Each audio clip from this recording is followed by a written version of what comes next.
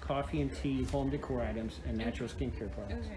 Okay. And because the consumer fundamentally, holistically, is not necessarily familiar with consumer products from the continent of Africa, if you go into any major store in America, you will not see Right. consumer goods on their shelves. And so we're here to change that dynamic. You'll see made in China. You're made in China, But and it's so African clothing, so so because that's- they're so used to products that are either made in America or made in China fundamentally, and we show them something else, they're maybe somewhat skeptical, maybe, Right. or not necessarily educated about what's available, and so we are here to change that. Yeah. And so in so doing, we have to project to them that, look, yes, we say it, but here is the proof. Yeah. This is quality. This is top quality. This is something different that you're not used to. And once you try it, you'll be surprised. You realize the quality of the goods, and we want you to have that. So and so yeah. Yeah. So let me ask you this. You say, how long have you been doing this? Okay, so I initially started doing this in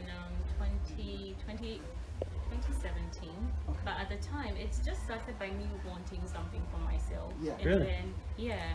So I just got someone to make it, and then people wanted it, and it became a thing. And then I realized my own personal style, interest, Yeah. what I'm passionate about, influenced the whole culture. Uh-huh. And also, I'm from the Volta region. Going and learning about weaving, I think it just became a personal thing for me. And I used to like blog about it or tweet about it, and people had interest. And I said, okay, let's see how we can tell African stories by making this product and also shed light on what's going on in Ghana. So in 2019 was when I took it very seriously, because I started making it, late 2018 was when I started taking it more seriously, because I made these duffel bags that I used my old denims for them, and I put a picture on it of it on my page, and everyone was like so excited by it, and I was like, okay, let's research more into this. I didn't have capital, so I joined my very first incubator in 2019 with USA, and then that is how things started changing. That's when I began to learn about this whole culture about sustainability. I visited a number of factories in Ghana, so I visited GTP in Tema. So I got to understand how they made the product, but they didn't even allow me to film it. It was more like, They don't want you to know the secrets. yeah, and also when I started asking them about their waste processes, how they get rid of it, was just really shaky. Turned you off. Yeah, it was just, I was like, okay, you know what, I'm going to start making my own fabric. So that's why I decided to go with the woven people and the tie and dye, because this is tie and dye. You can make your own designs. It's Yes. very transparent. I go to the lady's place in my area in Oyarifa, and I show her the designs I want. We make it together. She air dries them. I come pick it up. So I'm able to clearly see how it starts and how it ends. I see. So that has been the journey. I think it has just been. So when things were really, so 2019 was really great for us, because that was a year of return, and that is when a lot of people started purchasing our brand, and at the Really? same time, artisans failed us, because I didn't have a team. I was relying on independent artisans in Medina and Okay. Osu. And because they were getting bulk orders from tourists, they didn't value what I was bringing. So during year of return, I had no goods to sell. After my first batch were done, a lot of people were asking from me. Later on, the quality came and I didn't like it. So I was like, you know what, I have to find my own Way. team and start it out. I see. So at the time, the incubator gave us a space in East Legon. So that's where we started from. And then when it ended, I didn't have a space, I didn't have capital. So I was like, where can I get a space? And that is when this happened. Yes. Lockdown happened. So I used that time to Look make for this. space and then you Yeah. got it. So And that's this- kind of what happened with us too, you know, with the lockdown, it kind of opened the doors Yeah. for some, yeah. Yeah, it really does. So yeah, in terms of progression, not necessarily scaling, but in terms of progression of our business, as my wife stated, the pandemic allowed her, not necessarily allowed her, but gave her the opportunity to early retire, to stop working. And by God's grace, we were able to pay off all of our debt. We're debt free. We have no debt, unlike 95% of Americans who are burdened by debt. And that was after we started the business, opened the business.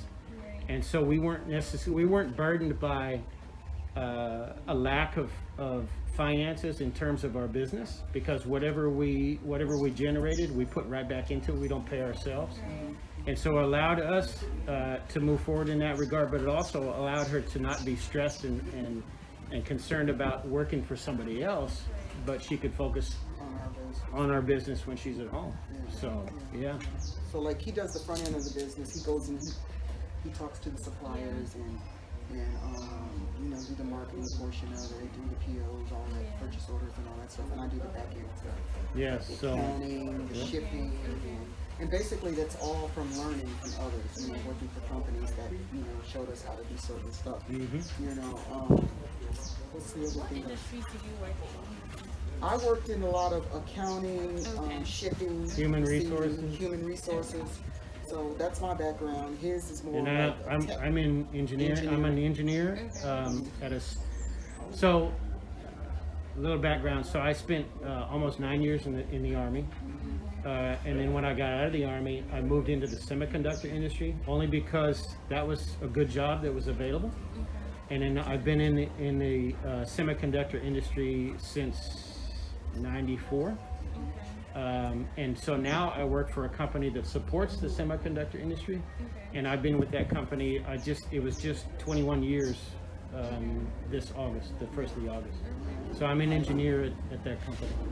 And I worked for Samsung a little bit. I worked for Dell Computers, in basically manufacturing and accounting business.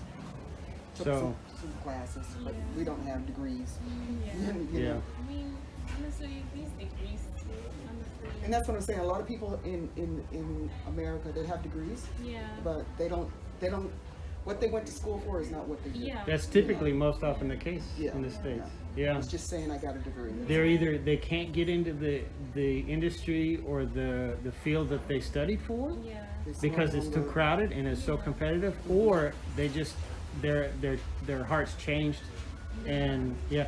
But you know what's interesting though is most oftentimes, and we're witness to this, we take from what we've learned and experienced and then pivot and then use it to our advantage, and it really works. Yeah.